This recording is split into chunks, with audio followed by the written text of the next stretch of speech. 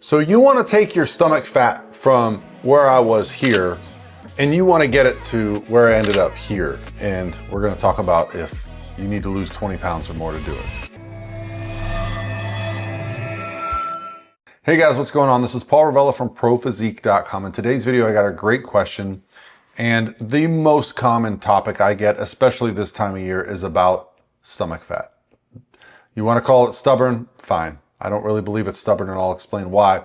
But the idea of getting our midsection lean. As you can see here in this video, I have been working incredibly hard this year, and I am lean. My stomach is lean. I am under 10% body fat at 50 years old, and it's a process that I've gone through many times myself, and I've helped many people go through it. So I'm the expert at this. This is what I do for a living, and so I really love getting these questions because I want to give you guys some insight into just what is possible or in just what is necessary. So the question is this: I'm down 20 pounds, arms and legs are looking lean, but my lower stomach will not budge. Doing core 4 times a week. Is there any scientific way to target stubborn fat, or do I have to just keep dieting down? So I used to believe there was no such thing as spot reduction, right? It's not possible to target certain areas of the body. It's just a waiting game. And to a degree, I still believe that's true, but a study did come out where they were able to show a reduction of body fat specific to the abdominal area through a very specific training protocol. They basically treated the abdominals like a endurance muscle. And what do I mean by that? They had a group of people go through a fat loss phase diet and not do a specific training protocol for their core. They had this other group go through this diet protocol, and they trained their core directly 4 times a week using endurance style training. Now, that doesn't sound very enjoyable to me, right?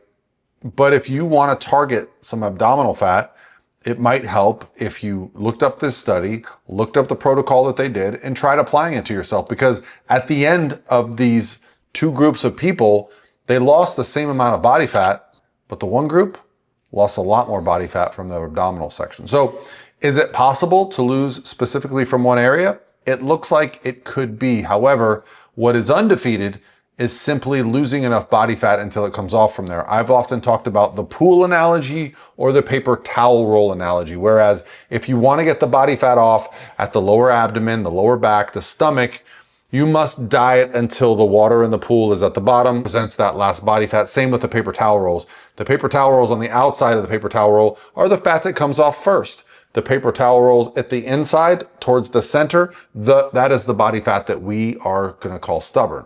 The reason I said earlier that it is not stubborn body fat is because body fat itself doesn't have emotions. It's inanimate. However, it just takes longer to get there. And it's not the body fat that is stubborn. It is you. It is me. It is those of us that are trying to get there that are stubborn. We don't want to change. We don't want to adapt. We want to try to find a workaround instead of just going through the process and continuing it.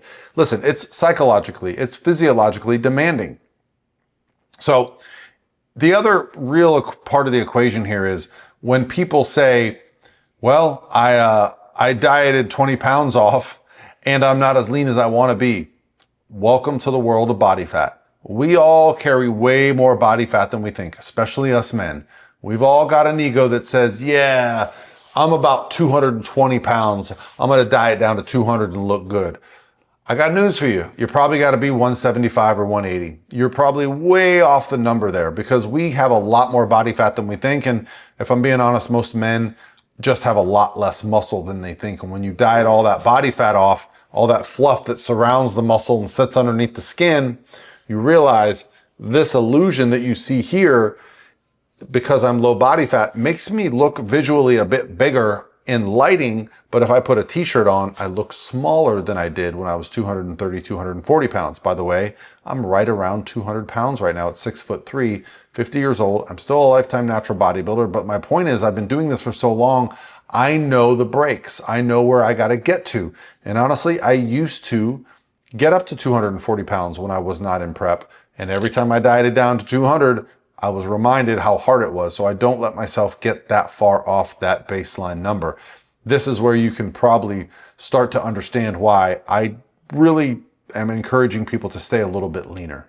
it's really hard to get body fat off. You've got to change your approach to nutrition. You've got to get really good at time management. You've got to actively burn more calories than you take in, which can require cardio. It can require time and energy.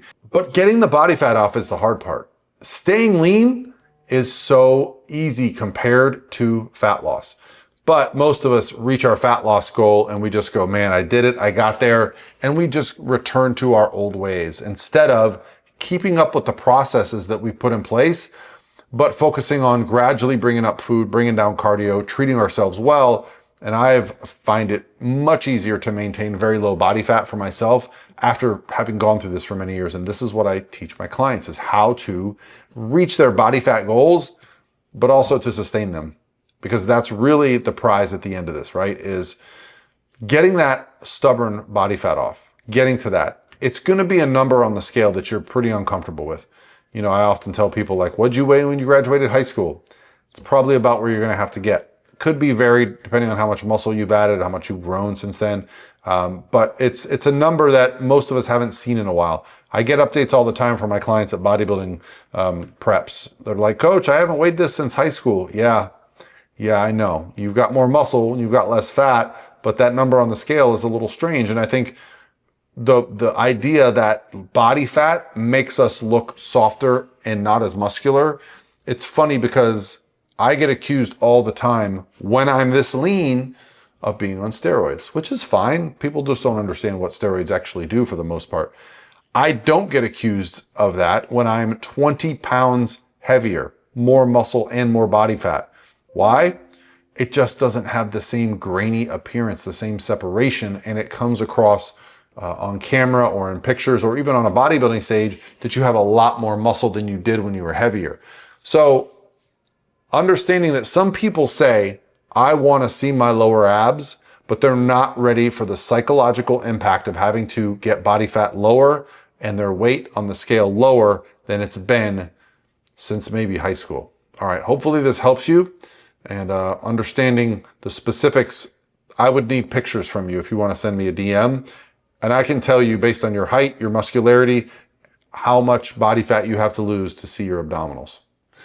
If it gets you excited, we've got a transformation challenge coming up this fall, and I can show you some before and afters. You know, we've seen some amazing things like Dan here. I love to highlight Dan. Why? Because he was so specific with his approach to walking and his nutrition, and he just literally got shredded over the course of a 12-week transformation just by doing this. So yeah, amazing to see it in person. I enjoy doing it myself. If you have any other questions, let me know, and I'll talk to you tomorrow.